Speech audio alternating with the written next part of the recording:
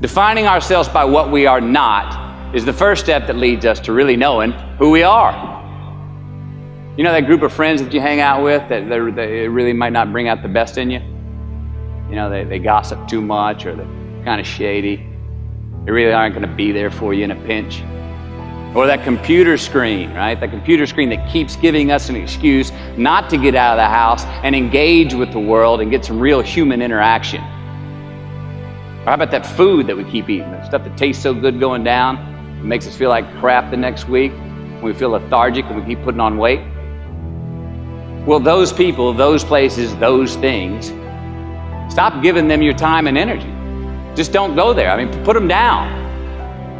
And when you do this, when you do put them down, when you quit going there, when you quit giving them your time, you inadvertently find yourself spending more time and in more places that are healthy for you, that bring you more joy. Why? Because you just eliminated the who's, the where's, the what's, and the when's that were keeping you from your identity. 99% of people are not willing to do what it takes to make their dreams come true. The center of bringing any dream into fruition is self-discipline. You know, something as simple as food and eating is not about your body as much as it is about your mind. It's getting command of your mind to be able to choose actions that are in your own best interest. And I think the word discipline has kind of gotten a bad name. We think about it in terms of punishment. I'm not talking about discipline in that way. I'm talking about discipline in the sense that you forego immediate pleasure for the exchange of long-term self-respect. You cannot win the war against the world if you can't win the war against your own mind. Because motive matters, right? And what drives us. I always tell people that there's a success formula. I subscribe to it. I call it H cubed, that it goes from your head to your heart to your hands. Affirm things in your head, but if you're not acting with your hands, there's something that's missing, right? There's an incongruency there.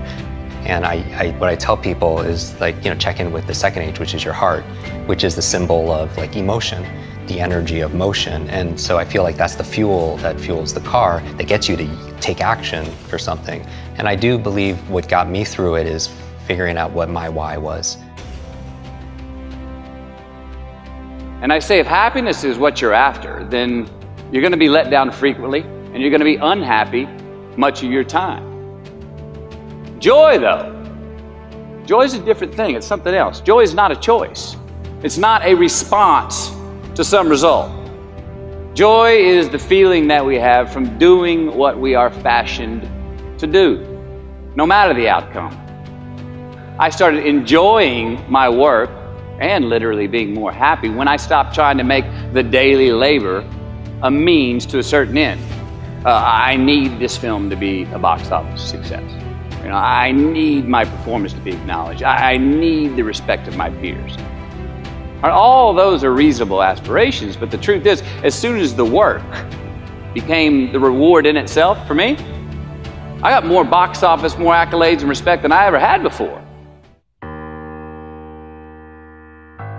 Self-love is, hey, look, I know you got a test on Monday, you know, and I know you really want to go out with your friends. It's Saturday night, you want to go out, but if you fail that test, you're not going to feel good about yourself. You know, I love you too much to let you go out tonight. Self-discipline is self-love. If you want to be happy, you have to love yourself, which means you have to discipline your behavior.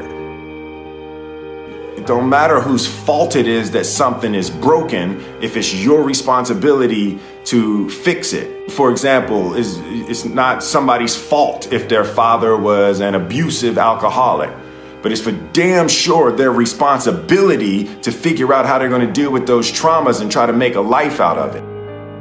It's not your fault if your partner cheated and ruined your marriage, but it is for damn sure your responsibility to figure out how to take that pain and how to overcome that and build a happy life for yourself. Fault and responsibility do not go together. It sucks, but they don't. When something is somebody's fault, we want them to suffer. We want them punished. We want them to pay. And we want it to be their responsibility to fix it. But that's not how it works, especially when it's your heart. Your heart, your life, your happiness is your responsibility and your responsibility alone. The sooner that we become less impressed with our life, with our accomplishments, with our career, with whatever that prospect is in front of us, the sooner we become less impressed and more involved with that and these things, the sooner we get a whole lot better at doing them. Life's not easy. Don't try to make it that way. Life's not fair. It never was. It isn't now, and it won't ever be. Do not fall into the trap, the entitlement trap, of feeling like you're a victim. You are not. Get over it and get on with it. And yes, most things are more rewarding when you break a sweat to get them.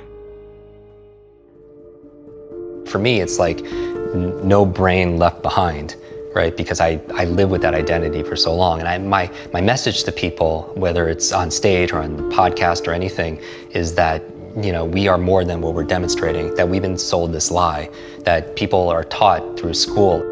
Like when I do these demos and I on stage memorize 100 names and words and numbers forwards and backwards, and it appears effortlessly, I always tell people I don't do this to impress you, I do this to express to you what's really possible, because the truth is everyone can do this too, and so much more. We were taught a lie that somehow our intelligence, our potential, our learning, our memory somehow is fixed, or creativity is fixed, or thinking is fixed, like our shoe size.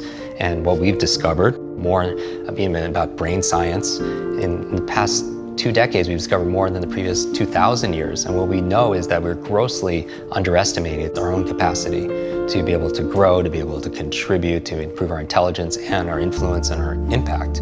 And I want to kind of pull the veil behind and just say, hey, this is about transcending. You know, this is about ending the trance that we're not good enough, you know, that we're not smart enough, that we're not this genius, and telling the truth. And the truth is, we're faster and we're smarter than we think. And not just to be able to memorize things, but be able to really solve significant challenges. And maybe that these challenges that we're going through are the lessons that we need to learn the most. Now, all of us go through struggles, right? In our health or relationship, whatever it is, but through struggles come strengths. And people don't talk about this as much. And, you know, I probably have a post-traumatic, you know, stress from it, going through brain injury after brain injury. There's also post-traumatic growth, which, you know, like as widely talked about, but there's some people that go through immense amount of trauma and difficulty and challenge, but they come out of it actually more empowered. They say to themselves that because of going through this, I found a new strength, I found my superpowers, I found a new meaning in my life, I found a new level of commitment, I found a strength, a mission, if you will. And a lot of them attest that they wouldn't trade that experience, no matter how painful it was at the time, for anything. I realized what was stopping me was my own fear. It wasn't anything with my educational aspect. It was me thinking I couldn't do well in mathematics. And when I learned to remove that fear and think, I'm gonna do this no matter what's gonna happen. I may fail it, I may not fail it. I'm gonna do well at this, and I'm gonna just see where it goes. I'm gonna put my all into it. We'll find out. I'm motivated by fear. I hate being scared to do something. And I think what developed in my early days was the attitude that I started attacking things that I was scared of.